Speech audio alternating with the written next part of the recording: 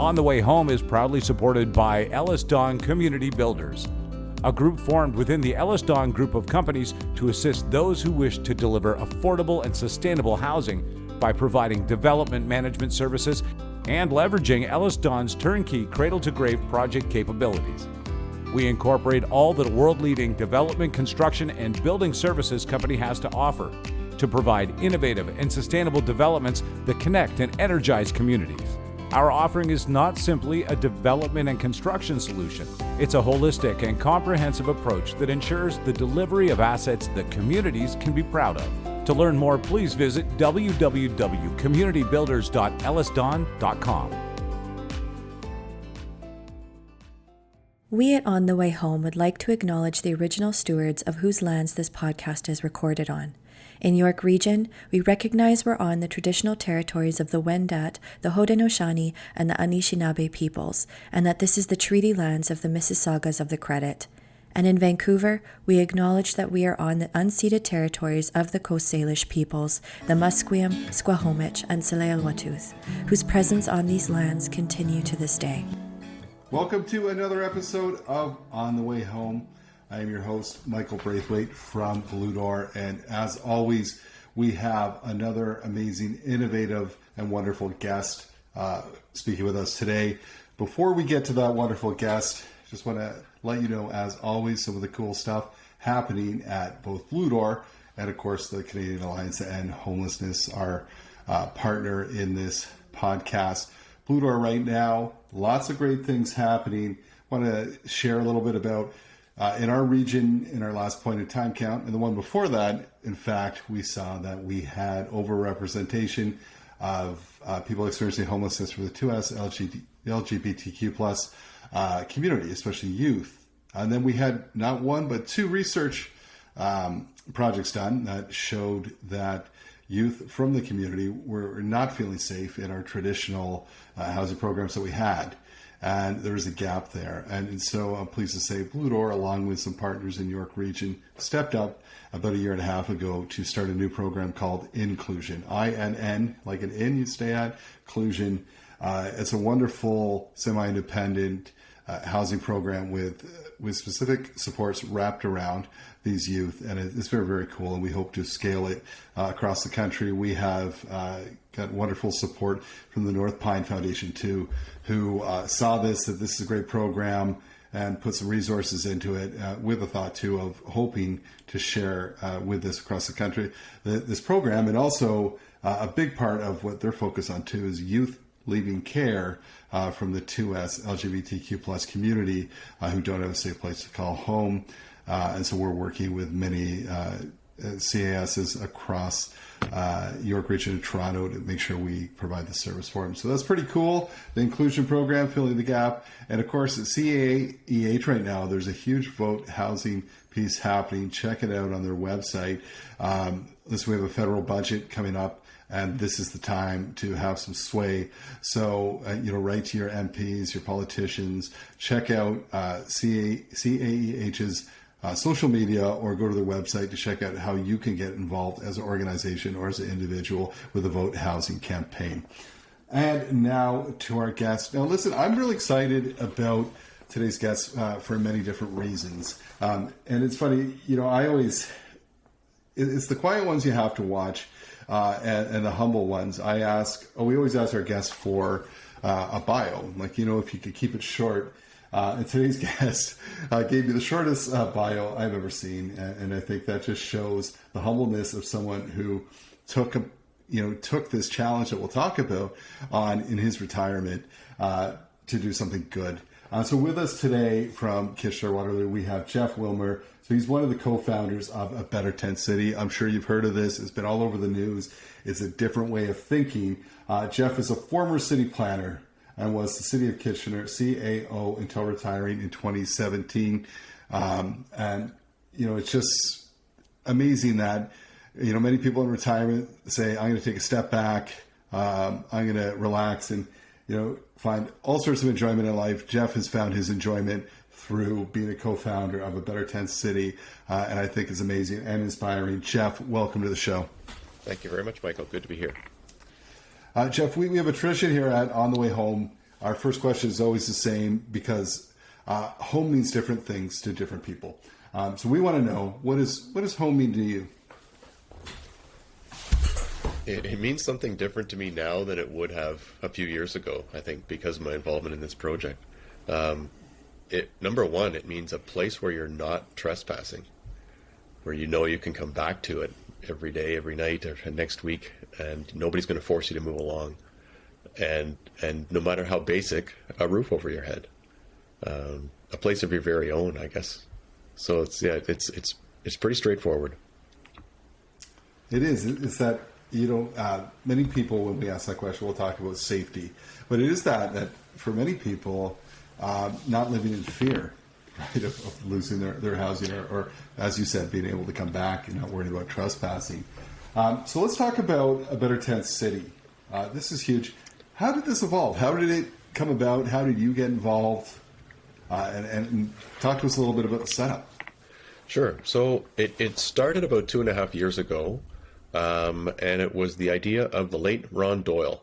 Ron was an industrial business owner in the Waterloo Region, and he and I became acquainted through work when I was a city planner or director of planning, and he had lots of very innovative ideas. Sometimes he would just barge into the office with a crazy idea, and sometimes I'd love the idea and try to find a way to help make it happen. Other times I just thought it was a crazy idea. So Ron approached me to say, I keep seeing people living on the streets of our downtown, and nobody seems to be able to help them. I think we can help them. Do you want to work with me on this? So I was quite intrigued, and that's really where it started. He was fascinated with the idea of repurposing shipping containers for housing, and we looked at that for a while. But we ended up going with cabins that are really more like garden sheds, 8-foot by 10-foot shed with 2 windows and a door, and that's the model of home that we went with. But early on, like before we had figured out the site, before we had figured out the type of cabin we were going to use, we met Nadine Green. And Nadine, who's still very much involved with a Better Tent City, she's the live-in site coordinator. She was running a convenience store in downtown Kitchener. And just like Ron, she saw people living rough downtown, and she thought, this is wrong. And so she opened up her convenience store as a pop-up shelter. And she had 20 people spending their nights staying warm and dry in her store. And so Ron and I went and visited there when that was still running, and we were really impressed by the people we met there, and we had conversations with them and realized that they maybe they realized this is their last chance, that they have to make the most of it. They were very respectful of each other, and they helped clean up everything. It was very orderly and very quiet, considering there's 20 people out there, and these are people with challenges in their life, but they were extremely respectful of each other. So that was kind of the essence of it. Fast forward to the first month or two of COVID, when the shelters were kind of scrambling to say, how do we provide shelter service now? So that really prompted Ron to use one of his buildings, which was an event space with no events. And he said, Nadine, why don't you just come and bring those 20 people and let them tent inside Lot 42? So it started the very same night, that very same night, middle of April of 2020. Nadine brought people that she knew who were living rough, and we got nylon tents, and they started an encampment indoors where they had access to a kitchen and a washroom, and they were not trespassing. Wow. Well, that's quite a story. It started in a sense, by volunteers, right? By community for community. That's exactly right, yeah. And it grew in every sense. We grew from people tenting to people living in cabins. We quickly purchased 12 cabins and then expanded that to 25 or 30. We now have over 40 tiny homes or cabins, 50 residents. But the volunteer group started off with people making the evening meal. The residents were responsible for their own breakfast and lunch, but volunteers would cook a hot supper for the whole community every single night, and that's been going on for close to 2 years now. St. Mary's Church and Father Toby Collins jumped on board, and their parishioners did fundraising and purchased another dozen cabins or so. St. Mary's provided an outreach worker. that was pretty much full-time dedicated to a Better Tent City. All kinds of volunteers, people who do construction and maintenance and help out on site, and all the volunteers develop connections with the residents because they're working side by side, and the residents want to help out as well, and those become really meaningful connections.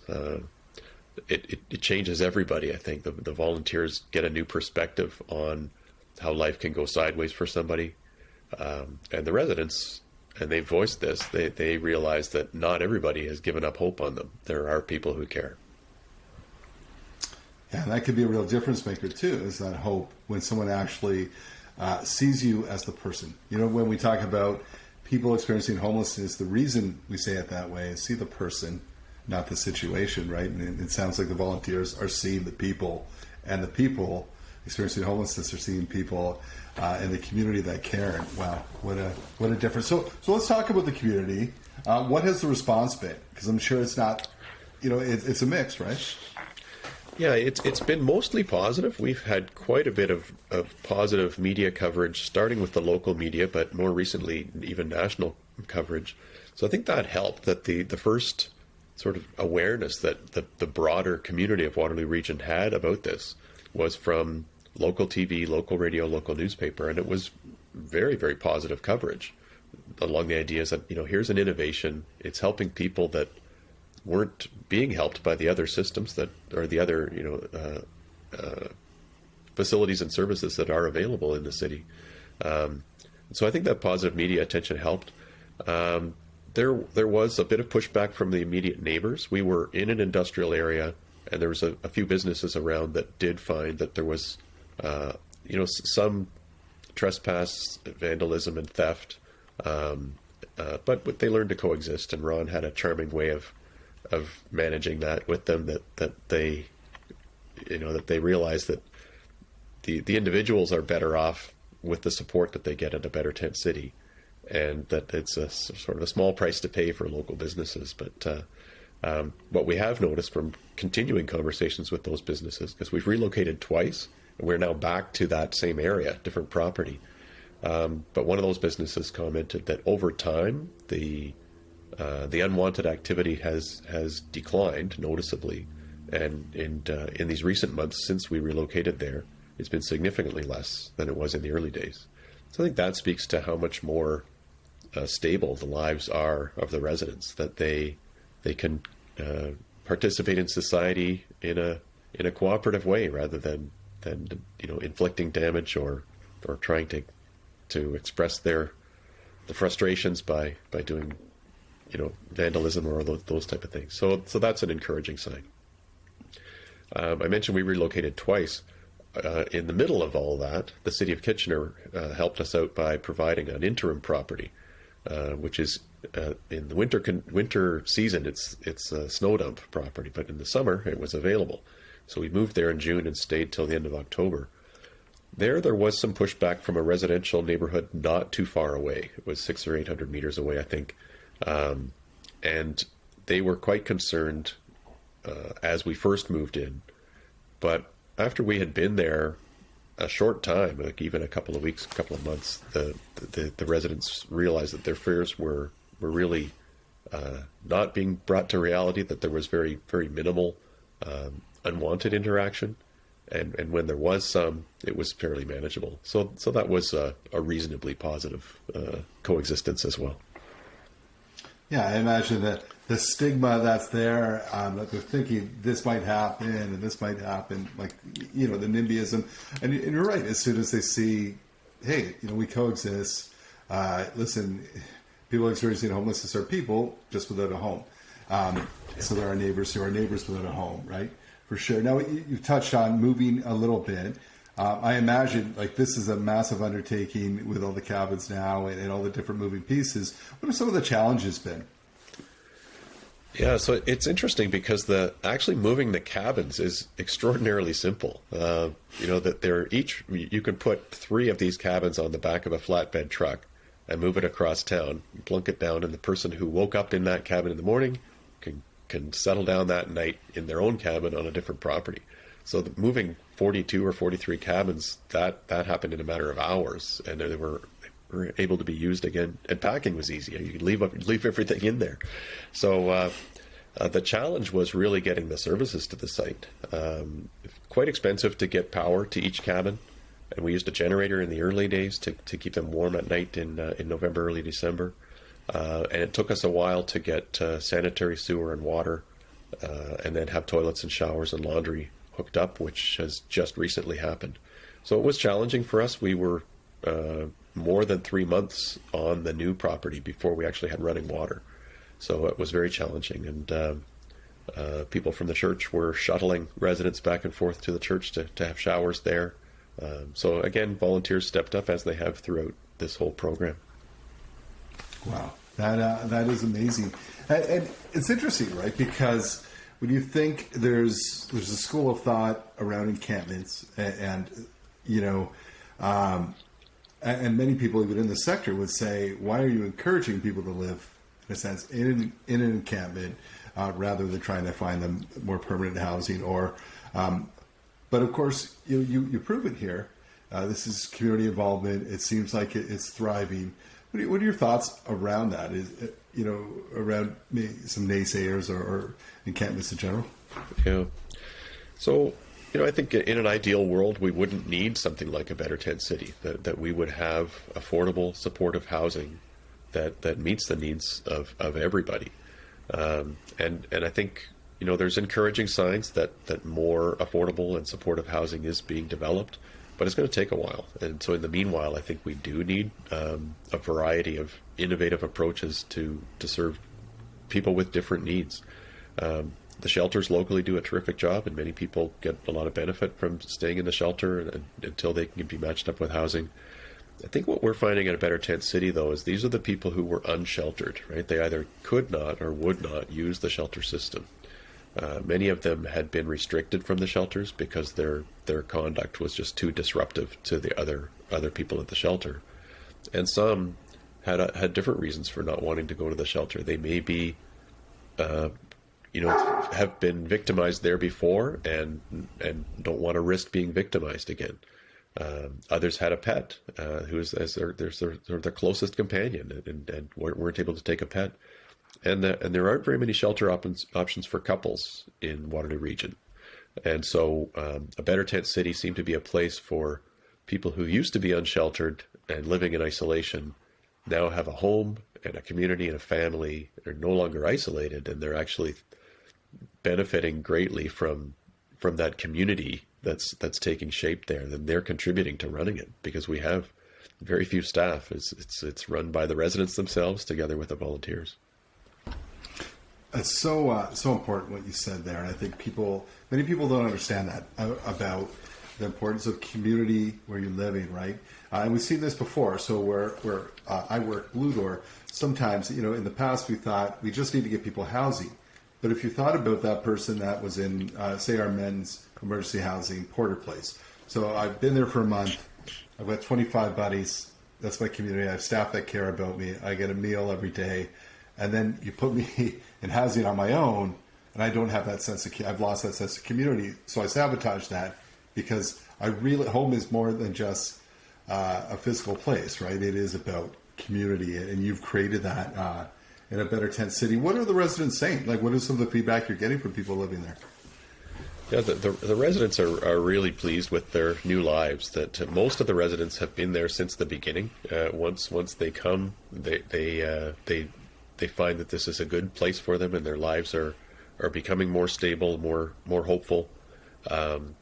And so, on any given day, there's going to be some conflict, either resident to resident or arguments with a neighbor or with Nadine. That's all part of real life. And so we work through those and manage those as best we can. But by and large, the residents are really pleased with it, and we're also trying to improve facilities and services as we go, so that we can do more to help them get their lives back on track.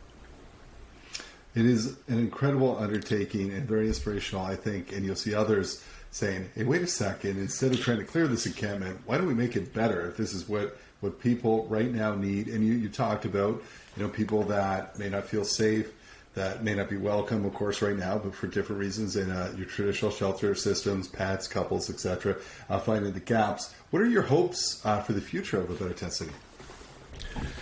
So right now, we've had our hands so full with just getting set up at this site. Like, as I mentioned, we moved there late October. Here it is late February, and we don't yet have a kitchen, right? So we're glad we've got toilets now up and running. It was a cold winter for portable toilets.